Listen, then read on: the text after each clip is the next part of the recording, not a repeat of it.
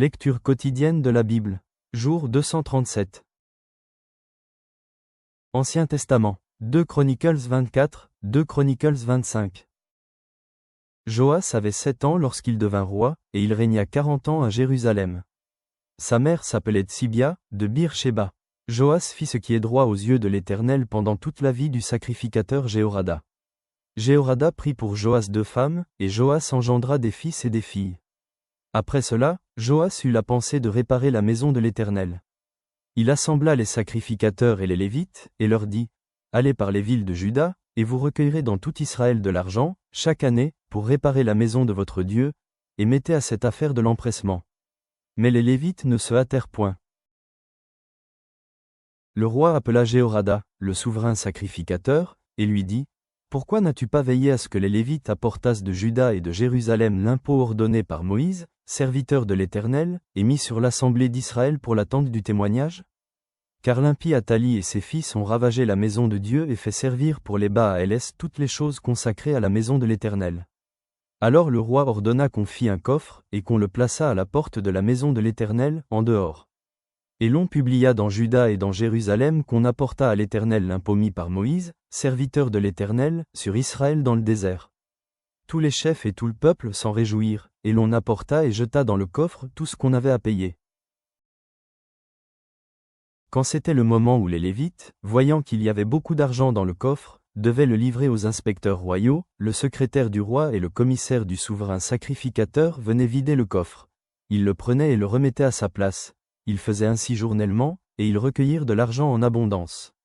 Le roi et Jéhorada le donnaient à ceux qui étaient chargés de faire exécuter l'ouvrage dans la maison de l'Éternel, et qui prenaient à gage des tailleurs de pierre et des charpentiers pour réparer la maison de l'Éternel, et aussi des ouvriers en fer ou en airain pour réparer la maison de l'Éternel. Ceux qui étaient chargés de l'ouvrage travaillèrent, et les réparations s'exécutèrent par leurs soins. Ils remirent en état la maison de Dieu et la consolidèrent.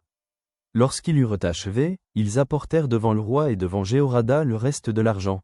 Et l'on en fit des ustensiles pour la maison de l'Éternel, des ustensiles pour le service et pour les holocaustes, des coupes, et d'autres ustensiles d'or et d'argent. Et, pendant toute la vie de Jéhorada, on offrit continuellement des holocaustes dans la maison de l'Éternel.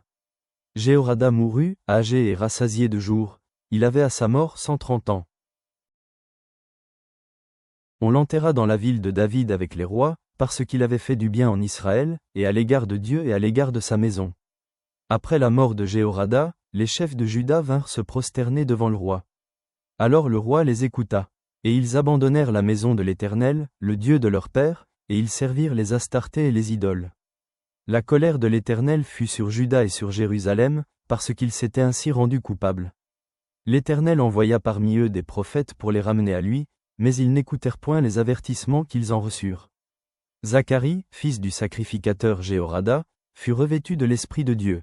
Il se présenta devant le peuple et lui dit, « Ainsi parle Dieu, pourquoi transgressez-vous les commandements de l'Éternel? Vous ne prospérerez point, car vous avez abandonné l'Éternel, et il vous abandonnera. » Et ils conspirèrent contre lui, et le lapidèrent par ordre du roi, dans le parvis de la maison de l'Éternel. Le roi Joas ne se souvint pas de la bienveillance qu'avait eue pour lui Jéhorada, père de Zacharie, et il fit périr son fils. Zacharie dit en mourant, « Que l'Éternel voie, et qu'il fasse justice. » Quand l'année fut révolue, l'armée des Syriens monta contre Joas, et vint en Juda et à Jérusalem. Ils tuèrent parmi le peuple tous les chefs du peuple, et ils envoyèrent au roi de Damas tout leur butin. L'armée des Syriens arriva avec un petit nombre d'hommes, et cependant l'Éternel livra entre leurs mains une armée très considérable, parce qu'ils avaient abandonné l'Éternel, le Dieu de leur père. Et les Syriens firent justice de Joas. Lorsqu'ils se furent éloignés de lui, après l'avoir laissé dans de grandes souffrances, ses serviteurs conspirèrent contre lui à cause du sang des fils du sacrificateur Jéhorada. Ils le tuèrent sur son lit, et il mourut. On l'enterra dans la ville de David, mais on ne l'enterra pas dans les sépulcres des rois. Voici ceux qui conspirèrent contre lui. Zabad, fils de Chimis, femme ammonite, et Josabad, fils de Chimris, femme moabite. Pour ce qui concerne ses fils, le grand nombre de prophéties dont il fut l'objet, et les réparations faites à la maison de Dieu, cela est écrit dans les mémoires sur le livre des rois. Amatsia, son fils, régna à sa place. Amatsia devint roi à l'âge de 25 ans, et il régna 29 ans à Jérusalem. Sa mère s'appelait Johadan, de Jérusalem. Il fit ce qui est droit aux yeux de l'Éternel, mais avec un cœur qui n'était pas entièrement dévoué. Lorsque la royauté fut affermie entre ses mains, il fit périr ses serviteurs qui avaient tué le roi son père.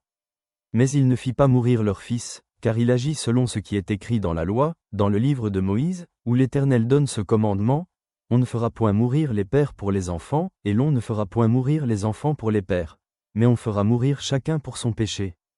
Amatsia rassembla les hommes de Juda et les plaça d'après les maisons paternelles, les chefs de milliers et les chefs de centaines, pour tout Juda et Benjamin. Il en fit le dénombrement depuis l'âge de 20 ans et au-dessus, et il trouva 300 000 hommes d'élite en état de porter les armes, maniant la lance et le bouclier. Il prit encore à sa solde dans Israël 100 000 vaillants hommes pour 100 talents d'argent. Un homme de Dieu vint auprès de lui, et dit: Ô roi, qu'une armée d'Israël ne marche point avec toi, car l'Éternel n'est pas avec Israël, avec tous ses fils d'Éphraïm. Si tu vas avec eux, quand même tu ferais au combat des actes de vaillance, Dieu te fera tomber devant l'ennemi, car Dieu a le pouvoir d'aider et de faire tomber. Amatsia dit à l'homme de Dieu: Et comment agir à l'égard des 100 talents que j'ai donnés à la troupe d'Israël? L'homme de Dieu répondit: L'Éternel peut te donner bien plus que cela. Alors Amatsia sépara la troupe qui lui était venue d'Éphraïm, afin que ces gens retournassent chez eux. Mais ils furent très irrités contre Juda, et ils s'en allèrent chez eux avec une ardente colère. Amatsia prit courage, et conduisit son peuple. Il alla dans la vallée du sel, et il bâtit 10 000 hommes des fils de Séhir. Et les fils de Juda en saisirent 10 000 vivants, qu'ils menèrent au sommet d'un rocher, d'où ils les précipitèrent, et tous furent écrasés. Cependant, les gens de la troupe qu'Amatsia avait renvoyés pour qu'ils n'allassent pas à la guerre avec lui firent une invasion dans les villes de Juda depuis Samarie jusqu'à Beth-Horon, y tuèrent 3000 personnes et enlevèrent de nombreuses dépouilles. Lorsqu'Amatsia fut de retour après la défaite des Édomites, il fit venir les dieux des fils de Séhir, et se les établit pour Dieu. Il se prosterna devant eux, et leur offrit des parfums. Alors la colère de l'Éternel s'enflamma contre Amatsia, et il envoya vers lui un prophète, qui lui dit: Pourquoi as-tu recherché les dieux de ce peuple, quand ils n'ont pu délivrer leur peuple de ta main? Comme il parlait, Amatsia lui dit: Est-ce que nous t'avons fait conseiller du roi? Retire-toi. Pourquoi veux-tu qu'on te frappe? Le prophète se retira, en disant: Je sais que Dieu a résolu de te détruire, parce que tu as fait cela et que tu n'as pas écouté mon conseil. Après s'être consulté, Amatsia, roi de Juda, envoya dire à Joas, fils de Joacha, fils de Jéhu, roi d'Israël: Viens, voyons-nous en face. Et Joas, roi d'Israël, fit dire à Amatsia, roi de Juda: L'épine du Liban envoya dire au cèdre du Liban: Donne ta fille pour femme à mon fils. Et les bêtes sauvages qui sont au Liban passèrent et foulèrent l'épine. Tu as battu les Édomites, penses-tu, et ton cœur s'élève pour te glorifier. Reste maintenant chez toi. Pourquoi t'engager dans une malheureuse entreprise, qui amènerait ta ruine et celle de Juda? Mais Amatsia ne l'écouta pas, car Dieu avait résolu de les livrer entre les mains de l'ennemi, parce qu'ils avaient recherché les dieux d'Édom. Et Joas, roi d'Israël, monta, et ils se virent en face, lui et Amatsia, roi de Juda, à Beth-Shemesh, qui est à Juda. Juda fut battu par Israël, et chacun s'enfuit dans sa tente. Joas, roi d'Israël, prit à Beth-Shemesh Amatsia, roi de Juda, fils de Joas, fils de Joacha. Il l'emmena à Jérusalem, et il fit une brèche de 400 coudées dans la muraille de Jérusalem, depuis la porte d'Éphraïm jusqu'à la porte de l'angle. Il prit tout l'or et l'argent et tous les vases qui se trouvaient dans la maison de Dieu, chez Obed-Édom, et les trésors de la maison du roi. Il prit aussi des otages, et il retourna à Samarie. Amatsia, fils de Joas, roi de Juda, vécut 15 ans après la mort de Joas, fils de Joacha, roi d'Israël. Le reste des actions d'Amatsia, les premières et les dernières, cela n'est-il pas écrit dans le livre des rois de Juda et d'Israël? Depuis qu'Amatsia se fut détourné de l'Éternel, il se forma contre lui une conspiration à Jérusalem, et il s'enfuit à Lachis. Mais on le poursuivit à Lachis, où on le fit mourir. On le transporta sur des chevaux, et on l'enterra avec ses pères dans la ville de Juda. Nouveau Testament, 1 Corinthiens 16 sur 5-24. J'irai chez vous quand j'aurai traversé la Macédoine, car je traverserai la Macédoine. Peut-être séjournerai-je auprès de vous, ou même y passerai-je l'hiver, afin que vous m'accompagniez là où je me rendrai. Je ne veux pas cette fois vous voir en passant, mais j'espère demeurer quelque temps auprès de vous, si le Seigneur le permet. Je resterai néanmoins à Éphèse jusqu'à la Pentecôte, car une porte grande et d'un accès efficace m'est ouverte, et les adversaires sont nombreux. Si Timothée arrive, faites en sorte qu'il soit sans crainte parmi vous, car il travaille comme moi à l'œuvre du Seigneur. Que personne donc ne le méprise. Accompagnez-le en paix, afin qu'il vienne vers moi, car je l'attends avec les frères. Pour ce qui est du frère Apollos, je l'ai beaucoup exhorté à se rendre chez vous avec les frères, mais ce n'était décidément pas sa volonté de le faire maintenant. Il partira quand il en aura l'occasion. Veillez, demeurez fermes dans la foi, soyez des hommes, fortifiez-vous. Que tout ce que vous faites se fasse avec charité. Encore une recommandation que je vous adresse, frères. Vous savez que la famille de Stéphana est les prémices de l'Achaïe, et qu'elle s'est dévouée au service des saints. Ayez-vous aussi de la déférence pour de tels hommes, et pour tous ceux qui travaillent à la même œuvre. Je me réjouis de la présence de Stéphana, de Fortunatus et d'Achaïcus. Ils ont suppléé à votre absence, car ils ont tranquillisé mon esprit et le vôtre. Sachez donc apprécier de tels hommes. Les églises d'Asie vous saluent. Aquila et Priscille, avec l'église qui est dans leur maison, vous saluent beaucoup dans le Seigneur. Tous les frères vous saluent. Saluez-vous les uns les autres par un saint baiser. Je vous salue, moi Paul, de ma propre main. Si quelqu'un n'aime pas le Seigneur, qu'il soit anathème. Maranatha, que la grâce du Seigneur Jésus soit avec vous.